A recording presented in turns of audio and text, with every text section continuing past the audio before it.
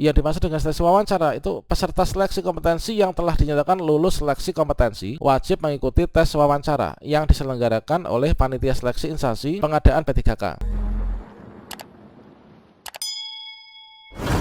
Baru saja rilis petunjuk teknis pengadaan P3K di tahun 2023. Ini merupakan petunjuk teknis pengadaan pegawai pemerintah dengan perjanjian kerja di tahun 2023. Nanti kita akan mengetahui lebih lanjut kira-kira isi dari petunjuk teknis ini seperti apa, apakah sama dengan di tahun sebelumnya, dan untuk mekanisme seleksi wawancara itu bagaimana untuk P3K guru, P3K teknis, dan juga P3K nakes. Bagaimanakah informasi selengkapnya? Silahkan simak video ini sampai selesai. Namun sebelum kita lanjutkan, perlu saya ingatkan, bagi teman-teman yang mungkin baru saja menemukan channel ini, silakan klik tombol subscribe-nya dan aktifkan notifikasi loncengnya, sehingga nanti jika ada update video terbaru, kalian tidak akan ketinggalan informasi. Baiklah sobat-sobatnya, ini merupakan juknis yang baru saja dirilis dari pemerintah Provinsi Jambi ya teman-teman, berdasarkan dari keputusan Gubernur Jambi nomor 301 tahun 2023 tentang petunjuk teknis pengadaan pegawai pemerintah dengan perjanjian kerja di lingkungan pemerintah Provinsi Jambi di tahun 2023. Ya, benar di sini untuk menimbangnya itu adalah untuk memenuhi kebutuhan ASN, kemudian berdasarkan dari pertimbangan huruf A, maka di sini menetapkan keputusan Gubernur Jambi ini sebagai petunjuk teknis pengadaan pegawai pemerintah dengan perjanjian kerja di lingkungan pemerintah Provinsi Jambi. Meskipun ini nanti diberlakukan di Jambi, namun di seluruh Indonesia tentunya juga akan menerapkan juknis yang serupa ya, dikarenakan untuk penyelenggaraan P3K ini kan ada yang namanya panitia seleksi daerah teman-teman. Kemudian kalau misalkan kita melihat pada poin yang mengingat, ini tentunya mengacu pada peraturan-peraturan tentang penyelenggaraan seleksi pegawai pemerintah dengan perjanjian kerja. Dan selanjutnya di sini kita cek pada keputusan. Untuk yang pertama yaitu memutuskan petunjuk teknis pengadaan pegawai pemerintah dengan perjanjian kerja di lingkungan pemerintah Provinsi Jambi. Kemudian yang kedua, segala biaya ini adalah diambilkan dari dana APBD ya, atau juga sumber lain. Kemudian berlaku sejak tanggal yang ditetapkan, inilah mulai dari tanggal 3 April tahun 2023. Nah, selanjutnya coba kita cek dari poin lampirannya. Yang pertama inilah untuk petunjuk teknis P3K, yaitu di bagian pendahuluan umum. Ini sama halnya dengan yang di tahun sebelumnya sepertinya, dikarenakan untuk peraturannya ini masih sama. Kemudian untuk tujuan keputusan ini sebagai petunjuk pelaksanaan pegawai pemerintah dengan perjanjian kerja di Jambi. Kemudian di sini ada pengertian ya, pengertian dari P3K, kemudian juga pengadaan P3K itu yang seperti apa, kemudian pejabat yang berwenang itu selanjutnya seperti apa. Jadi ada istilah pejabat yang berwenang, ini disingkat menjadi PYB ya. PYB itu adalah pejabat yang berwenang, yaitu pejabat yang mempunyai kewenangan melaksanakan proses pengangkatan, pemindahan, dan juga pemberhentian pegawai ASN sesuai dengan ketentuan peraturan perundang-undangan. Nah, kemudian kita cek untuk yang berikutnya. Nah, di sini untuk ruang lingkup ini adalah sama, yaitu ruang lingkup petunjuk teknis meliputi yang pertama adalah ini tahapan-tahapan ya teman-teman. Tahapan-tahapan pengadaan seleksi P3K, yaitu yang pertama dari tahap perencanaan, yang kedua pengumuman lowongan, kemudian pelamaran atau pendaftaran, kemudian seleksi dan juga pengumuman hasil seleksi, pengangkatan menjadi calon P3K, kemudian pengangkatan menjadi P3K. Nah, untuk pelamaran atau pendaftaran nanti dibuka tanggal 17 ya. Untuk tanggal 16 nanti adalah pengumuman lowongan, dan saat ini masih dalam tahap perencanaan ini teman-teman. Jadi dalam setiap seleksi itu tentunya juga dibentuk yang namanya panitia seleksi daerah atau Panselda ya. Nah, di sini terkait tentang pembentukan panitia seleksi di daerah itu adalah seperti yang seperti ini, yaitu panitia ini pengadaan P3K dibentuk oleh PPK atau pejabat pembina kepegawaian, dan dalam hal ini biasanya adalah dipimpin oleh kepala daerah ya. Kalau misalkan di kabupaten itu bupati, kalau misalkan di provinsi gubernur, kalau misalkan di kota madya itu adalah wali kota. Kemudian di sini panitia seleksi pengadaan P3K dibentuk untuk melaksanakan proses pengadaan P3K di instansi pemerintah yang meliputi kegiatan perencanaan, pengumuman lowongan, pelamaran, hingga nanti pengumuman hasil seleksi. Kemudian panitia seleksi instansi pengadaan P3K diketuai oleh PYP. PYP tadi apa? Yaitu yang berwenang ya, pejabat yang berwenang. Kemudian untuk panitia seleksi instansi pengadaan P3K terdiri atas unsur yaitu unit kerja yang membidangi kepegawaian, pengawasan, perencanaan, keuangan, dan juga unit lain yang terkait. Kemudian panitia seleksi instansi pengadaan P3K ini paling kurang terdiri dari ketua, wakil ketua, kemudian sekretaris, tim seleksi administrasi, tim pelaksanaan seleksi kompetensi dan juga wawancara, kemudian tim pemantau ujian, teman-teman. Tugas dan tanggung jawab ketua, wakil ketua ini adalah sesuai dengan yang tertera. Nah, ini adalah untuk tugas para panitia yang sudah dibagi sedemikian rupa. Dikarenakan untuk di tahun 2023 ini juga akan ditambahkan menu baru ya pada SSCSN, yaitu yang namanya ASN Karir. Nanti di sana akan langsung bisa dilihat untuk jenjang karir kedepannya seperti apa, kemudian unit penempatannya di mana, dan juga gaji yang diterima itu berapa. Kemudian sebagai contohnya juga di sini untuk tugas dan tanggung jawab tim pelaksana seleksi kompetensi dan wawancara paling kurang ini adalah sebagai berikut, yaitu berkoordinasi dengan instansi atau pihak terkait. Kemudian di sini tentang tempat, kemudian penyiapan sarana dan lain sebagainya ya. Kemudian jika menggunakan cat BKN menerima server mobile yang masih dalam keadaan disegel atau jalur komunikasi virtual private network dari BKN, menerima daftar hadir, kemudian memeriksa dan memastikan kebenaran identitas. Kemudian jika menggunakan cat BKN melakukan pendataan terhadap peserta seleksi secara elektronik dan memberikan personal identifikasi number atau PIN registrasi kepada masing-masing peserta. Nah, kemudian di sini adalah untuk nanti yang dikerjakan oleh panitia seleksi daerah. Kemudian pemantau ini adalah tugasnya. Kemudian berikutnya untuk jadwal seleksi kompetensi. Untuk jadwal seleksi kompetensi P3K yang dilaksanakan secara nasional nanti ditetapkan oleh panitia seleksi nasional, dan ini sudah keluar untuk jadwalnya, yaitu nanti mulai tanggal 17 September teman-teman sudah bisa mulai mendaftar ya. Pendaftaran P3K teknis, kesehatan, nakes, kemudian juga untuk CPNS, untuk P3K guru semoga juga nanti akan dibarengkan. Kemudian jadwal seleksi kompetensi P3K yang dilaksanakan pada tingkat instansi ditetapkan oleh panitia seleksi instansi pengadaan P3K ini berkoordinasi dengan BKN. Kemudian untuk sarana dan prasarana ini diperlukan ujian harus disesuaikan dengan kebutuhan. Dan selanjutnya di sini untuk pengumuman lowongan ya, pengumuman lowongan ini nanti akan disampaikan ketika pengumuman lowongan dibuka. Kalau misalkan di tanggal 17 itu dibuka pendaftaran, maka selang sehari itu seperti yang teman-teman bisa lihat di jadwal yang disampaikan BKN itu adalah pengumuman lowongannya itu nanti di tanggal 16 ya.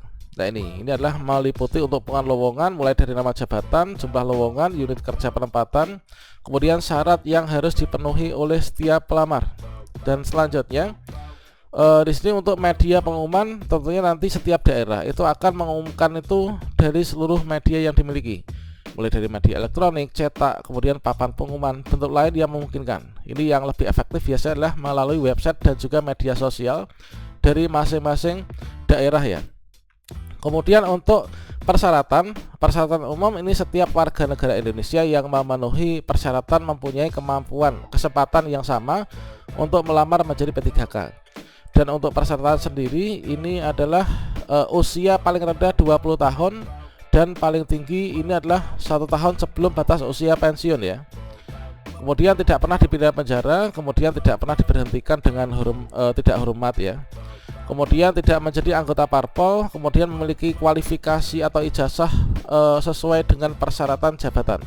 Kalau guru ya S1 gitu kan.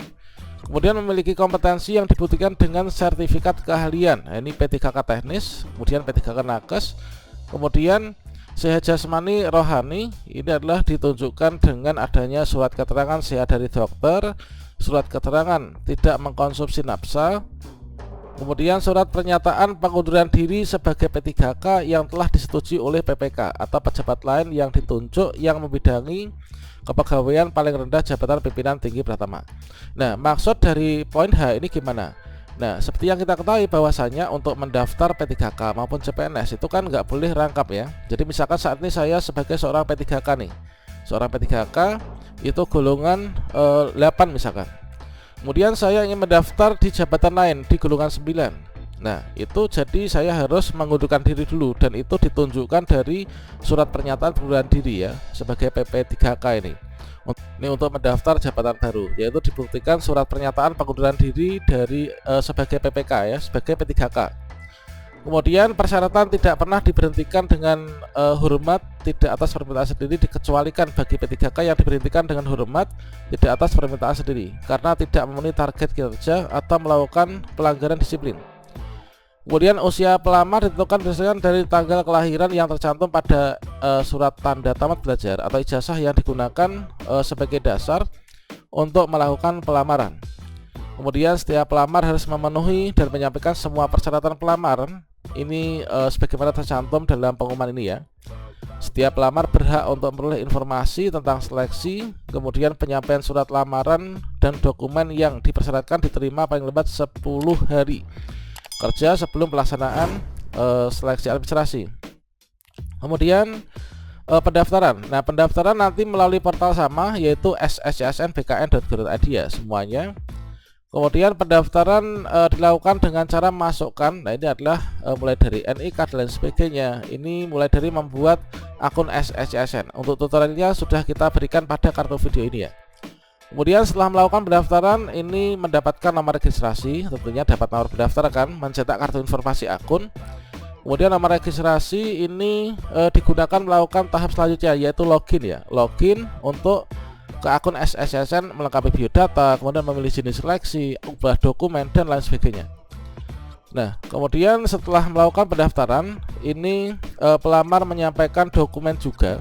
Ini berupa bukti registrasi, yaitu surat lamaran yang telah ditandatangani oleh pelamar, kemudian fotokopi KTP, fotokopi ijazah sesuai dengan kualifikasi pendidikan, pas foto 4x6 2 lembar, dan persyaratan lainnya yang diperlukan. Ini sepertinya untuk nanti mengirimkan berkas fisik gitu ya. Kemudian penyampaian dokumen itu dapat disampaikan dalam bentuk salinan cetak atau salinan digital. Nah, dalam hal dokumen disampaikan secara elektronik, maka dokumen disampaikan dalam bentuk pindai atau dokumen asli ya. Artinya nggak boleh fotokopi ya teman-teman. Jadi pindai scan asli. Berarti scan asli itu apa? Yaitu berwarna gitu kan. Kemudian seleksi dan pengumuman hasil seleksi umum. Penyelenggaraan seleksi pengadaan P3K paling kurang ini terdiri dari 3 tahapan: seleksi administrasi, seleksi kompetensi, dan juga seleksi wawancara. Dan ini sudah menunjukkan perbedaan antara di tahun sebelumnya dengan tahun sekarang. Kalau dulu itu kan seleksi administrasi dan juga seleksi kompetensi. Dan seleksi kompetensi itu dulunya itu adalah meliputi seleksi kompetensi manajerial, teknis, sosiokultural, dan wawancara. Untuk yang saat ini wawancara itu disendirikan, karena nanti hanya akan diambil kalau P3K guru ya, diambil setelah lulus seleksi kompetensi dengan cat BKN, diambil 3 kali jumlah jabatan yang dibutuhkan untuk bisa maju ke sesi wawancara. Nah, kemudian berikutnya di sini uji persyaratan fisik juga disebutkan. Apakah nanti akan ada uji persyaratan fisik, psikologis, dan atau kesehatan jiwa dalam pelaksanaan seleksi sesuai dengan persyaratan jabatan pada instansi pemerintah. Kemudian terkait tentang seleksi administrasi, yaitu panitia seleksi instansi pengadaan P3K melaksanakan seleksi administrasi terhadap seluruh dokumen pelamaran yang diterima yang disampaikan oleh pelamar yang sudah melakukan registrasi. Jadi penentu untuk lulusan seleksi administrasi ini adalah dari dokumen yang sudah kita upload ya, atau yang kita sudah kirimkan. Kemudian seleksi administrasi dilakukan untuk mencocokkan persyaratan administrasi dengan dokumen pelamaran yang disampaikan oleh pelamar. Pemeriksaan ini adalah dilakukan sesuai dengan syarat dan juga ketentuan. Dan jika dokumen ini tidak memenuhi syarat administrasi, maka tidak akan lulus seleksi administrasi. Kemudian yang memenuhi syarat ini dan tidak memenuhi syarat diberikan tanda kode yang berbeda ya. Kemudian panitia instansi pengadaan ini mengumumkan hasil seleksi administrasi yang nanti biasanya bisa dilihat pada akun SSYSN masing-masing. Kemudian yang tidak lulus administrasi disertai dengan keterangan yang menyebabkan kok nggak lulusnya itu apa. Ini sama halnya dengan di tahun sebelumnya. Kemudian nantinya akan juga ada yaitu masa sanggah ya biasanya sebelum nanti keputusan final. Berikutnya ini tahapan selanjutnya, pelamar yang lulus teknik administrasi diberikan kartu tanda peserta ini atau mencetak kartu tanda peserta seleksi dengan cara mengunduhnya pada laman ssysnbkn.go.id, termasuk juga nanti sebagai kartu peserta ujian ya. Data pelamar yang telah dinyatakan lulus seleksi administrasi disampaikan melalui sistem yang telah terintegrasi dengan Chat BKN atau chat lainnya yang ditentukan oleh BKN nantinya. Kemudian berikutnya seleksi kompetensi. Nah, terkait dengan seleksi kompetensi itu terdiri dari seleksi kompetensi manajerial, seleksi kompetensi teknis, kemudian seleksi kompetensi sosial kultural. Nah, untuk seleksi kompetensi dilakukan untuk menilai kesesuaian kompetensi manajerial, kompetensi teknis, dan juga kompetensi sosial kultural yang dimiliki oleh pelamar dengan standar kompetensi jabatan. Makanya di sana itu ditetapkan yang namanya passing grade. Nah, passing grade itu untuk menyesuaikan itu. Jadi kalau misalkan nggak lulus passing grade dianggap nggak sesuai untuk menduduki jabatan tersebut. Pelaksanaan seleksi kompetensi dilaksanakan sebagai berikut, yaitu diumumkan secara terbuka ya melalui laman instansi, surat kabar dan sebagainya. Kemudian ini untuk tenggat waktu pengumumannya. Kemudian pelaksanaan ini menggunakan fasilitas Chat BKN. Kemudian menyediakan sarana untuk panitia. Kemudian di sini pengadaan wajib mencocokkan kartu peserta dengan pesertanya. Kemudian tahap pengumuman ini adalah PPK menetapkan hasil seleksi kompetensi. Kemudian ada yang lulus, ada yang tidak lulus, tentunya dari passing grade yang didapatkan dan juga dari perankingan ya. Kemudian yang keempat yaitu seleksi wawancara. Nah, seleksi wawancara yang dimaksud dengan seleksi wawancara itu peserta seleksi kompetensi yang telah dinyatakan lulus seleksi kompetensi wajib mengikuti tes wawancara yang diselenggarakan oleh panitia seleksi instansi pengadaan P3K. Jadi kalau di tahun 2023 itu seleksi wawancara itu dipisahkan, enggak dijadikan satu dengan dulunya ketika seleksi kompetensi ya. Nah, tes wawancara ini bertujuan untuk menilai moralitas dan integritas peserta seleksi kompetensi. Hasil tes wawancara digunakan sebagai bahan penetapan kelulusan hasil seleksi. Kemudian terkait tentang uji persyaratan fisik, psikologis dan juga kesehatan. Untuk mengisi jabatan fungsional tertentu yang memerlukan uji persyaratan fisik, psikologis dan juga kesehatan jiwa, panitia seleksi instansi pengadaan P3K dapat melaksanakan seleksi tambahan nantinya. Kemudian seleksi tambahan itu disampaikan secara jelas, transparan dan lengkap pada saat pengumuman seleksi pengadaan P3K dilaksanakan. Seleksi tambahan dimaksud untuk mengetahui kesesuaian persyaratan fisik, psikologis, dan atau kesehatan jiwa sesuai persyaratan jabatan yang dilamar oleh peserta. Nah, ini adalah terkait tentang seleksi kompetensi tambahan. Berikutnya untuk penetapan dan pengumuman hasil seleksi, ini adalah seperti yang tertera dalam jadwal nasional dikeluarkan oleh BKN ya. Yaitu hasil seleksi dan tes wawancara harus disampaikan panitia seleksi instansi pengadaan P3K kepada kepala BKN dalam bentuk salinan digital dan salinan cetak. Nah, kemudian nanti peserta bisa melihat apakah kita lulus atau enggak lulus pada ssysnbkn.go.id. Kalau kita lulus, nanti kita melengkapi daftar riwayat hidup sekaligus pemberkasan ya pada akun ssysnbkn.go.id. Nah, setelah kita lulus pasca sanggah ya, ini nanti kita akan mengikuti pengangkatan menjadi calon P3K. Nah, untuk pengangkatan ini melalui dari yang pertama pemanggilan. Nah, pemanggilan ini nanti melakukan pemberitahuan kepada peserta yang lulus. Pemberitahuan memuat bahan kelengkapan yang harus dipenuhi, yaitu berkas apa saja yang wajib diupload. Biasanya nanti melalui surat edaran selain di akun SSYSN secara nasional ya. Nah, selanjutnya di sini penyerahan dan persyaratan administrasi. Ini adalah untuk yang nantinya akan dilengkapkan ya, yaitu ketika pemberkasan ini teman, yaitu fotokopi ijazah, kemudian DRH, surat keterangan SKCK, kemudian surat keterangan sehat, surat keterangan bebas nafsa, kemudian surat pernyataan. Nah ini nanti akan diberikan formulir ya dari sana. Tentunya di tiap daerah terkadang itu ada yang berbeda, ada yang 5 poin, ada yang 7 poin, ada yang 9 poin. Kemudian pemeriksaan kelengkapan pemberkasan. Nah ini masih sama dengan di tahun sebelumnya dan bisa dilakukan secara paperless ya. Nah inilah untuk gambaran contoh juknis seleksi P3K di tahun 2023. Untuk penyampaian usul penetapan nomor induk P3K ini juga nggak jauh berbeda.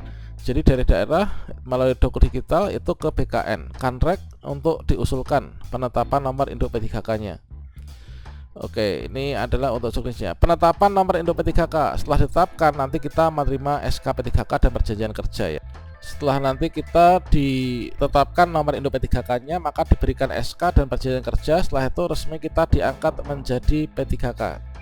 Dengan tahapan-tahapan untuk pengangkatan itu adalah di sini dalam waktu paling lama 30 hari kerja setelah menerima penetapan nomor induk P3K. Kemudian pelantikan dan pengambilan sumpah atau janji P3K. Ini adalah untuk tahapannya. Kemudian pembiayaan, apa ada pembiayaan apa enggak sih gitu ya. Biaya yang diperlukan untuk pelaksanaan pengadaan calon P3K itu dibebankan pada APBD masing-masing instansi daerah. Jadi gratis itu Pak. Pembayaran gaji calon P3K instansi daerah dibebankan pada APBD. Kemudian evaluasi, ini instansi pusat dan daerah membuat laporan tentang perencanaan dan seterusnya. Kemudian ini ketentuan-ketentuan lain, ini enggak ada jauh berbeda dengan yang sebelumnya. Oke, ini adalah untuk juknis P3K yang ada pada Provinsi Jambi. Dan di masing-masing daerah dikarenakan seleksi P3K itu kan ada Panselnas, ada juga dari Panselda kan, panitia di tingkat daerah. Tentunya nggak akan jauh berbeda. Nah dengan demikian kita dapat menyimpulkan yang membedakan apa? Membedakan itu ada beberapa yang tadi kita sudah ulas ya di atas. Termasuk juga seleksi wawancara yang dipisah dengan seleksi kompetensi. Kalau misalkan di tahun sebelumnya itu seleksi itu ada seleksi administrasi, kemudian seleksi kompetensi. Untuk yang ini ada seleksi kompetensi, seleksi administrasi, kemudian seleksi kompetensi, yang terakhir itu ada seleksi wawancara. Oke, demikian, semoga sukses untuk kita semua di tahun ini ya. Wassalamualaikum warahmatullahi wabarakatuh.